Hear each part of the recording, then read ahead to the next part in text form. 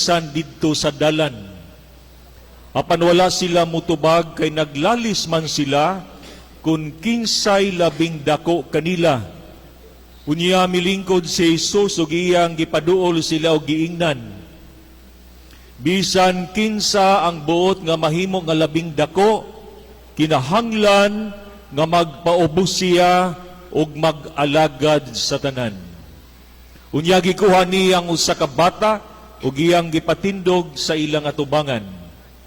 Ug iyang gikugos ang bata ug mingon siya kanila, ang mudawat sa usa ka bata sa ingon ini sa akong ngalan, mudawat usab kanako.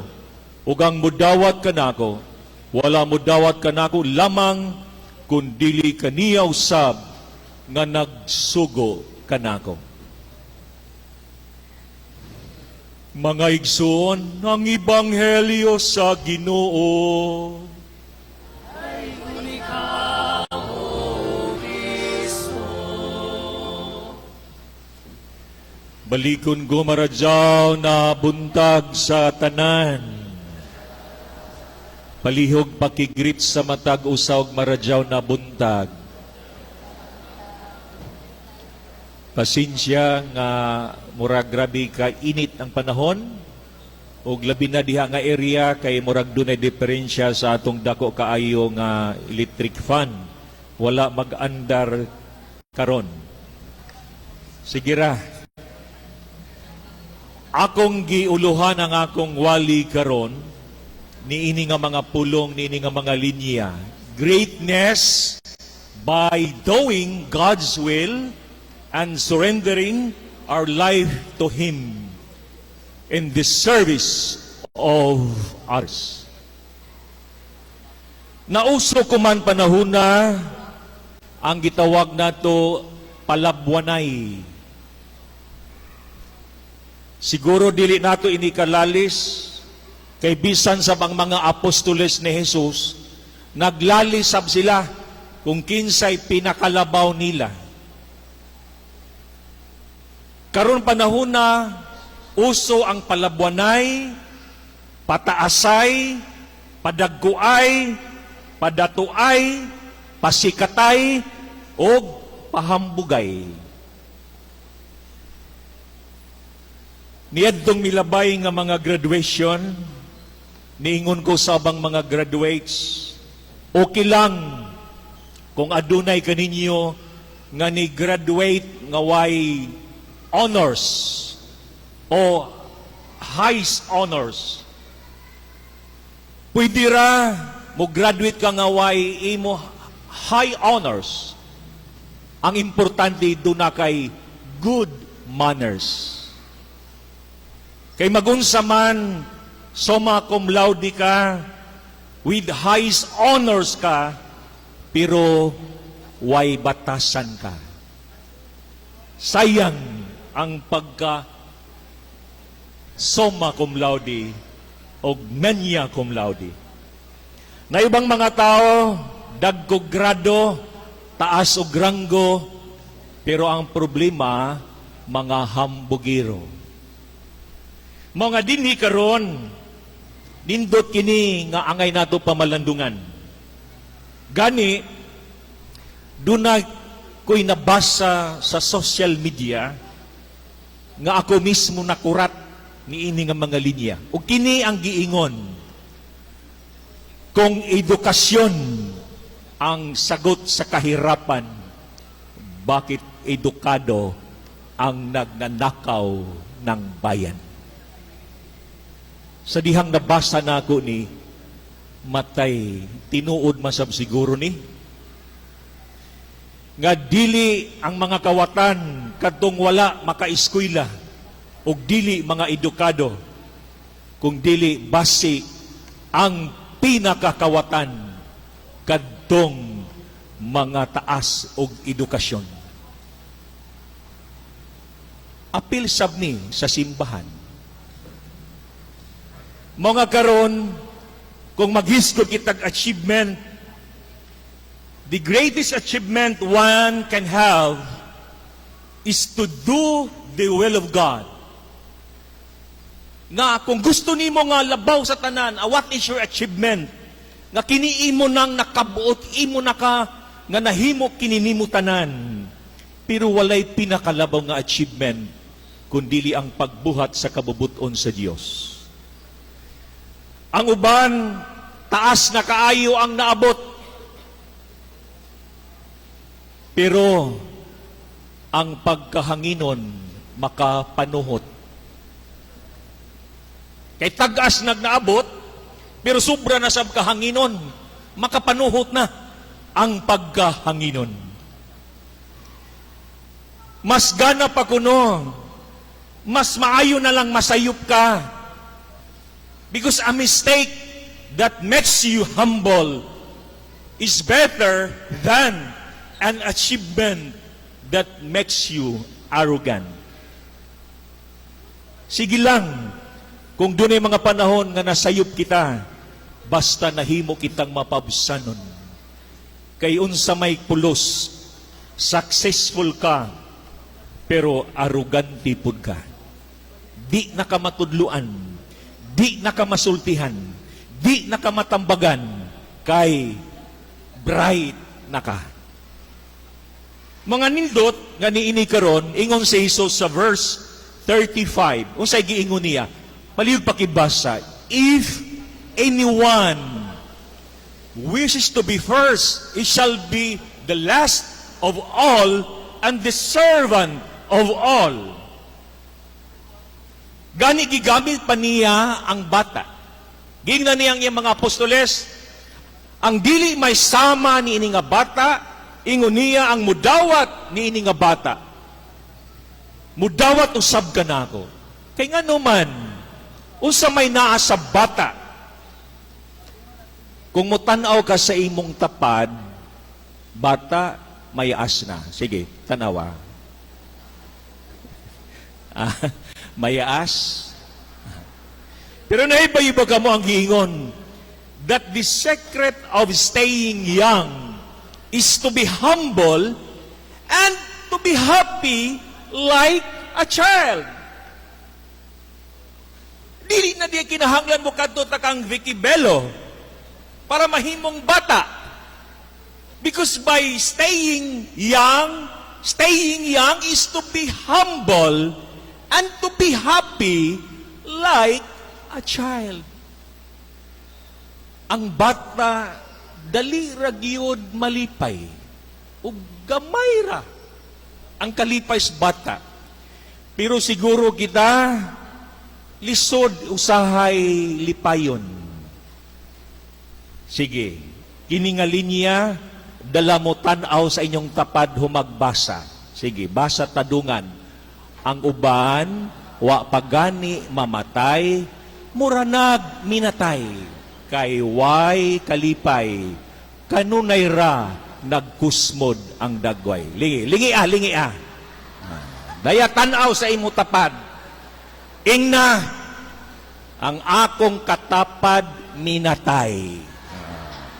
Kay way kalipay, nagkusmod ra ang dagway. Because the secret of staying young is to be humble and to be happy like a child. Ug sa bitaw ako, bisan mo saka ng bata ninyo dire, di gyud ko mga saba. Ayaw mo kabalaka kung musaka ng inyong anak. Gawas kung kamunay musaka dire, delikado na. Okay lang.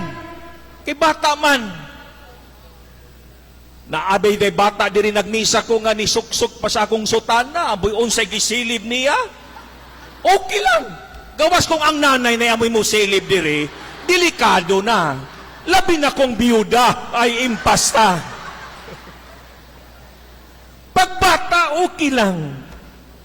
Kay mao kinang gingon ni Jesus, kung dili ka mo masama sa usa ka bata, dili ka mo makasulod sa gingharian sa langit. Because of that humility, that simplicity of a child. Karon, unsa may tinuod nga greatness? True greatness is true service and self-sacrifice. Kabalo ko kanatong tanan dinhi, grabig serbisyo og sakripisyo. Sa pamilya daan nimo, ikaw nga tatay, ikaw nga amahan, ikaw nga bana, ikaw nga asawa, ikaw nga inahan, o ikaw nga anak nga nagatiman sa imong masakiton nga ginikanan, grabe ang imong sakripisyo o serbisyo. Pero tagaan ko kamo sa gitawag di 5 key concepts all true and humble service para mahimay-himay nato ni. Una, ang gitawag collaboration not competition. Sa ikaduhang pagbasa, giisgutan nga unsa may kasagaran giawayan sa mga tao. Ang kasina, ang kaibog, ang kompetensya, ang pagsilos, kay kanunay maingon, dapat ang imo ako sab. Pero, ang gipasabot ni Jesus nga collaboration is pagtinabangay. Dili kompetensya, dili ijahay. Kanang gitawag nato, dili palabwanay. Kabasa ko ni adtong human sa competition ni atong pista. Naguol ko nagbasa. Dapat di man ni sila mo champion. Kami man. Lang kutuan na, nag-away na. Kay ngano, kompetensya ang naa sa itong hunahuna. It's collaboration, sense of ownership, mission co-responsibility, nga kaakuhan ko, kaakuhan mo, obligasyon mo, obligasyon ko, ato, obligasyon. Mabisaw sa pamilya, tana dili mag-ijahay ang magtiayon, dili mag-ijahay ang anak o ginikanan, ubisan sa simbahan, kay dapat maingon kung uno'y problema, lahungan ta. Uno'y problema, tabangan nato. That is collaboration. Ato problema. Dili kay imo problema. Problema nimo na, sulbara na. Ato problema. Na ay pari ngang iyang kusinira kada adlaw, musumbong sa pari, moingon o sa kaadlaw, Padre, ang imo refrigerator dili na mo tignaw. Law nga pari, unoy imo ato refrigerator. Sunod ha, mulaong gani gihapon ka nga ako refrigerator, paundangon tagaw sa trabaho. Sustaod-taod na sab, nibalik ang kusinira, og nilang, Padre, ang imo washing machine dili na mo andar. Di ba taglang ang takaw nga ato washing machine, ato refrigerator, isarakan. Pag mulaong gani ikaw, imo, layas na kaw sa kumbinto. Gitiman ang kusinira. Isa ka adlaw, pista sa parokya, magmisa ang obispo. Samtang namahaw ang pari ug ang obispo, nagdali-dali pagsuod ang kusinira og miingon, Padre, an ato kwarto gisuyod sa ilaga, nisuksok sa ato katre. Tagukod na ako, Padre, ayay, nikadto sa ato mga baro. Basta ang pari nanluspad ug hapit makulaps ang obispo. Kay ang hunahuna sa obispo, nag-uno na ba dya ining kusinira og ang pari. Collaboration. Ikaduha ang gitawag inclusion, not exclusion. That everyone is special. That everyone is important. Everyone counts. Kung jaoy ayuda, dapat makadawat ta. Ang problema, nalista, pero waya makadawat. Kaya nga naman, dependira kung kinsay suod sa kaldero. Exclusion. Ikatuyo. Communication, not excommunication. Kung may problema man, dapat istoryahan. Dili kay itsapoyra na dajon. Gitawag kung pwede ba nato lingkuran o istoryahan kung may suliran. Communication. Ikaapat, to evangelize, not to penalize. Pasensya kung kami sa simbahan maigo ni ining tanan. Kay nga naman, dunay mga panahon na kusog sa simbahan to penalize kaysa mag-evangelize. Lisod na ang kinabuhi, pero isa'y mahitabo, nga isahay pag-abot sa parokya, pag-abot sa opisina, lisod-lisuron pa, labi na kung mangadyo ng sakramento. Uno may dapat himuon, to evangelize, not to penalize. Pagkagana, kung sa tao nga mangadyo ng sakramento, abli ang simbahan, abli ang opisina, kay amo na ang misyon namo, labi na kanamong mga kaparian. Ika-5, to serve and not to be served. Kay uno man, unay gilaong, kita sa simbahan, labi na sa simbahan, we are servants, not stars. Ang problema bisa sa simbahan, mag-away kung kinsay pinakamayong laki. Mag-away kung kinsay makauna pagkuha sa sibot. Mag-away kung kinsay suod sa pari. Mag-away kung kinsay pinaka nag-una diha sa proyekto sa simbahan. Tungod kay feeling nato, we are stars. Pero hinumdumi, we are servants. Pwede ba basahon nato kininga linya? Ug moingon ko ninyo, the measure of our greatness is not on the number of servants we have, but on the number of people we serve. Dili padaghanay og imong alaga o imong katabang o imong masugo ang tinuod nga labing dako kadtong tao kung unsa kadaghan na ang mga tao nga atong naalagaran. Ako kamong hangion, labi na mga ginikanan, padayon diha sa pagpangalagad, labi na sa pamilya. Kay nga naman, true greatness is being a servant, and the greatest person of all time, walay lain kundi si Jesucristo. Doon ako'y nabasa nagkanayon. Ang kinabuhi ba sa ginikanan, obligasyon? Pero para nako, ang serbisyo sa ginikanan, kini ang tubag. Pwede ba basaha kini? Service is never asked, but given freely from the heart. Sa mga parents karon, mga public servants, magobyerno, masimbahan, tana, kumuhatag tag-serbisyo, hinumdumi, dili obligasyon lamang, kundi that's from the heart. Ug moingon ko ninyo ni ining katapusan, the greatest joy that I know in this life is serving the Lord and helping others. Walay pinakalabaw nga kalipay kanang makapangalagad ta sa Ginoo ug nakatabang ta sa atong isig katao. Amen. Daygo nato ang Dios.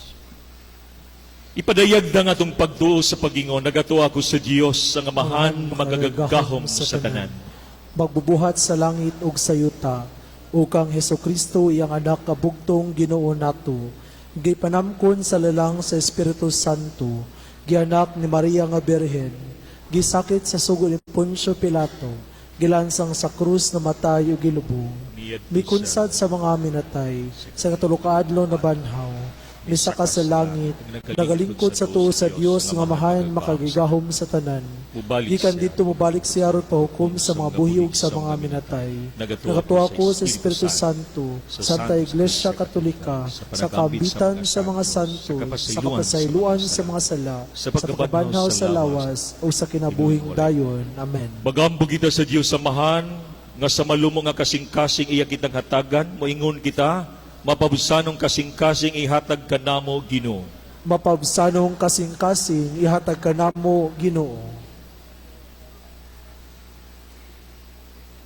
Nga ang mga lideres sa atong simbahan, kanunay untang magpabilin nga mapaubsanon ug maalagaron sa tanan.